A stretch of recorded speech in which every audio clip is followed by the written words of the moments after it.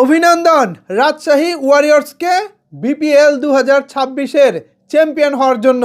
পাশাপাশি অভিনন্দন জানাতে চাই রাজশাহী বিভাগের সকল ক্রীড়াপ্রেমী দর্শকদেরকে। এছাড়াও আরও একটি গুরুত্বপূর্ণ বিষয় আজকের খেলায় ঘটে গেছে ভিউয়ার্স। এই যে দেখুন, এই পিকচারে আপনারা একজন ভদ্রলোককে দেখতে পাচ্ছেন যিনি বিয়ের শেরওয়ানি পরে আছেন, পাশাপাশি বিয়ের টুপিও মাথায় পরে আছেন। এখন এই ভদ্রলোককে যতক্ষণ ক্যামেরায় দেখেছি আমি ভাবতেছি কিরে ভাই, বিয়ের আসর ছেড়ে, আজকে কিন্তু শুক্রবার, নর্মালি বাংলাদেশে শুক্রবার মানুষ বিয়ে করে থাকেন, সো আজকে শুক্রবার এবং বিপিএলের ফাইনালটাও ছিল শুক্রবারে, তো বিয়ের পাগড়ি এবং শেরওয়ানি পরা অবস্থায় এই ভদ্রলোককে দেখার পর আমি ভাবতেছি কিরে ভাই, উনি কি আসলে বিয়ের আসর ছেড়ে বিপিএলের ফাইনাল দেখতে চলে এসেছেন? এর মধ্যে সোশ্যাল মিডিয়ায় নানা রকমের লেখা হচ্ছে তাকে নিয়ে। কেউ বলতেছে যদি আজকে রাজশাহী ওয়ারিয়র্স না জিততে পারতো তাহলে বেচারা আজকে বাসর ঘরে ঢুকতো না।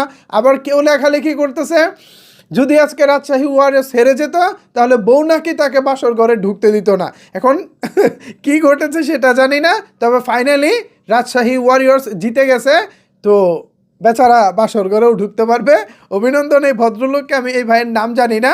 পাশাপাশি আমি ধন্যবাদ জানাতে চাই বাংলাদেশ ক্রিকেট বোর্ডকে, এরকম একটি প্রতিকূল পরিস্থিতির মধ্যেও সফলভাবে একটি বিপিএল টুর্নামেন্ট শেষ করার জন্য। ভিউয়ার্স, প্রত্যেক বছর বাংলাদেশে বিপিএল আসে এবং বিপিএলকে বলা হয়ে থাকে ঝামেলার লিগ, এমনকি বাংলাদেশ বিনোদন লিগ।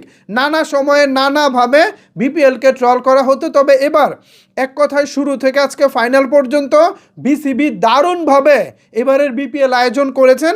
যদিও চট্টগ্রামের পর্বটা মিসিং হয়েছে, চট্টগ্রামের যারা দর্শক আছেন তাদের হয়তো বা আফসোস থাকতে পারে। প্রথমত তারা আজকে ফাইনালে হেরে গেছেন, দ্বিতীয়ত তাদের হোম দল অর্থাৎ নিজস্ব দলকে তারা মাঠে বসে সাপোর্ট দিতে পারেনি, বিকজ সিলেট এবং ঢাকা এই দুই জায়গাতেই এবার বিপিএলটা সমাপ্ত হয়েছে। অন্যথায় অন্য আসরে যেটা হয়, চট্টগ্রামে খেলা হয়, সিলেটে খেলা হয়, পাশাপাশি ঢাকাতে তো হয়ই। সো সব কিছু মিলিয়ে এবার বিপিএলটা অনেকটা রিস্কের মধ্যেই বিসিবিকে আয়োজন করতে হয়েছে। আপনারা জানেন নিরাপত্তার জনিত প্রবলেম ছিল, নানা রকমের অসঙ্গতি ছিল, ইভেন খেলোয়াড়রা বিপিএলের মাঝখানে বিপিএল বয়কট করেছিল, একদিন খেলা পর্যন্ত বন্ধ ছিল। এই সব কিছুকে ছাপিয়ে ফাইনালি বিসিবি বিতর্কমুক্তভাবে, ওই মাঝের ব্যাপারটা তো ক্রিকেটাররা ঘটিয়েছে, এটাতে আমি আসলে বিসিবির কোনো দায় দেখি না, কারণ এখানে ক্রিকেটাররা মূলত এরকম একটা গ্যাঞ্জাম বাঁধিয়েছে, সো এটা ক্রিকেটারদের ব্যাপার। বিসিবিতে যদি আমি একটা অর্গানাইজেশন হিসেবে হিসেব করি তাহলে এবারের আয়োজনটা দারুণ একটা আয়োজন ছিল। টিভি সম্প্রচার থেকে শুরু করে সব কিছুই ছিল টপ নচ। জাস্ট যে বিজ্ঞাপন বোর্ডটা, এলইডি বিজ্ঞাপন যেটা থাকে মাঠের চারপাশে, এটা যদি থাকতো এবং স্পাইডার ক্যাম্প যেটা, এ দুটি বিষয় আমার কাছে মিসিং মনে হয়েছে।